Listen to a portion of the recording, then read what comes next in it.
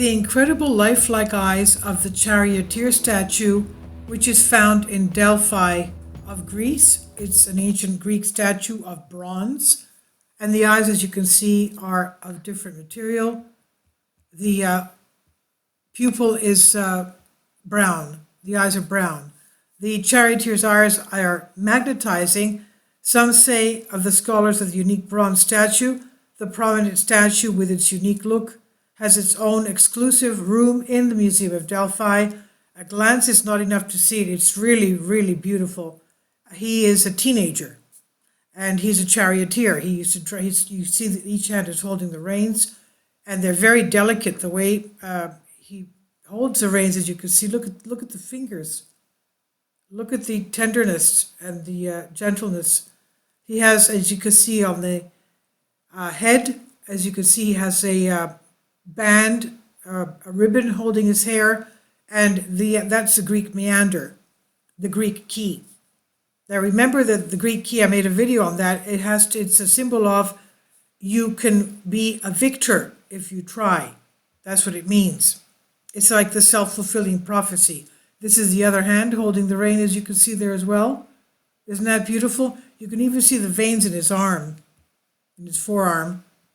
So a glance is not enough. You have to sit there, study. It's just beautiful from head to toe. I've been there. I've seen it a few times. You have to stand, look at it carefully from all sides, admiring every detail, the multitudes of details on its body and its elaborate bronze tunic. And his eyes look alive. Perhaps no other statue gives this unique feeling because, a lot of these bronze statues were melted down to make swords and things. So we don't have that many bronze statues now from that era. So they say that the moment immediately after the victory and the satisfaction of the winner has been captured in his face without the intensity, but also the self-concentration that the fight required. The charioteers, with the extinguished from the facial expression. It's one of the most important sculptures of ancient Greek art of the early classical era. Its creation is placed immediately after the Persian Wars, when Pythagoras from Regio, or according to others, Calamis or Critias, has been proposed as its creator. The statue is about 1.8 meters high. That's about, I'm 5'9" and I'm 176, so this is over 6 feet tall, and is part of the set of sculptures dedicated to Apollo by Polyzalos, who was a tyrant of Gela in Sicily, and Pindar has praised his victories, while the white enamel was used for the eyeballs so that there was a perfect performance that perfected approaches a natural human eye. Brown semi-precious stone was used for the iris, while the pupil of the eyes are black. The lashes were rendered with small copper wires, while thin sheets of reddish copper enlivened the fleshy lips. His hair still seems to be wet from sweat. So this is the back of the head showing the ribbon. At the end of the over-effort to win, they are glued to the head in small tresses and are held by an inserted silver ribbon, which wraps around the head. This meandered ribbon on the head is said to be the official emblem of the Kaveri winners. Okay, so he was given that. The bronze ensemble remained in place for about a century and a half and was demolished in 373 BC by a great earthquake, which shook the sanctuary of Delphi and destroyed, put it into ruins, many of his buildings, even the Temple of Apollo.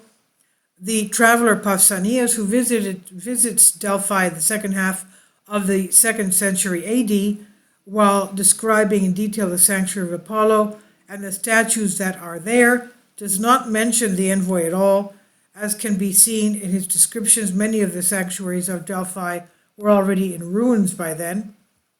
Archaeologist Manolis Andronikos, in one of his texts, used the expression awake look to describe in this way the living look of the exquisite statue of the charioteer. The late archaeologist is not the only one who refers to the eyes and gaze of this impressive bronze man of antiquity. And it's not only his eyes that impress, but also his hands, which firmly hold the reins of the tetrip. Equally amazing is the performance of the driver's legs, with the charioteer's legs, which press firmly on the pedestal, with their veins giving the impression that blood is pulsating inside them. And as we saw, not only the feet, but also the arms as well. So you can see the veins here on both feet, between the big toe and the second toe. And I have the other images showing the veins on his forearms are also pumped up. As we said, he has just finished the race, his head is sweating, and he was given that ribbon of the Greek key meander, showing that he was the victor.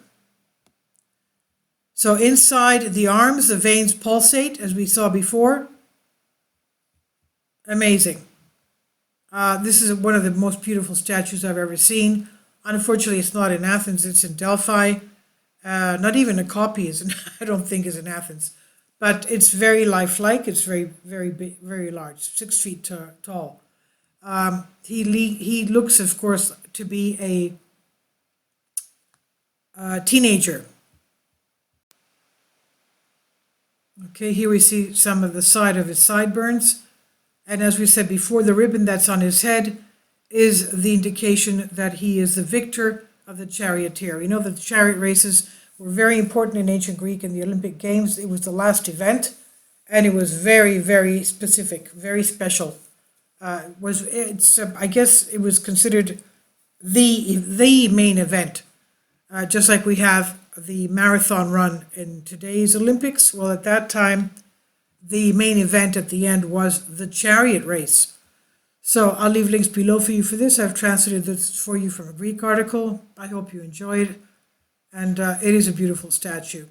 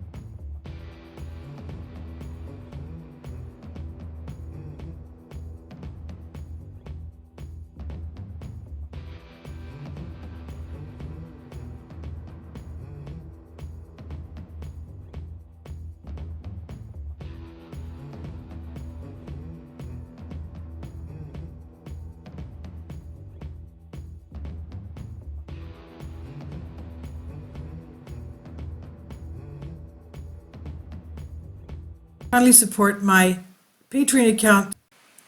The daily posts are 5 videos daily, and they are totally different from what I have on my YouTube channel. Thank you so much for your support and that you find all my content so interesting.